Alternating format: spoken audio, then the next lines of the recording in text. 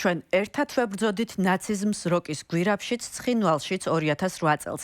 რუსეთის პრეზიდენტის ადმინისტრაციის ხელმძღვანელის პირველმა მოადგილემ სერგეი კირიენკომ ოკუპირებულ ცხინვალში პირდაპირ თქვა, რომ რუსები და ოსები საქართველოს წინააღმდეგ მხარდამხარი ბრძოდნენ და დღეს იმავე ძმობას უკრაინის წინააღმდეგ ომში აგრძელებენ. ცხინვალში რუსეთის მიერ საქართველოს ოკუპირებული რეგიონების ეგრეთ წოდებული დამოუკიდებლობის აღიარების მორიგი წლის თავის მისალოცად ჩასულმა რუსმა მაღალჩინოსანმა 2008 წლის აგვისტოს ომი ნაციზმის წინააღმდეგ ბრძოლად წარმოაჩინა.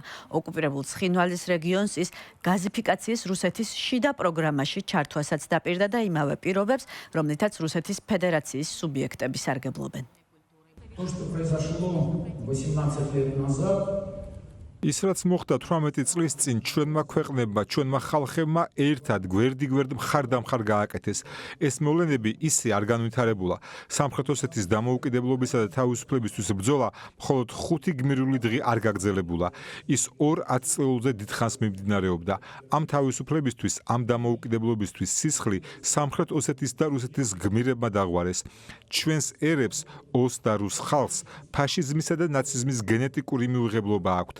ჩვენ ერთად ვებრძოდით ნაციზმს როკის გვირაბში, ცხინვალში 2008 წელს, ვებრძოდით ავდიივკაში, კონსტანტინოვკაში, მაშინ 18 წლის წინაც და ახლაც სპეციალური ოპერაციის ზონაში.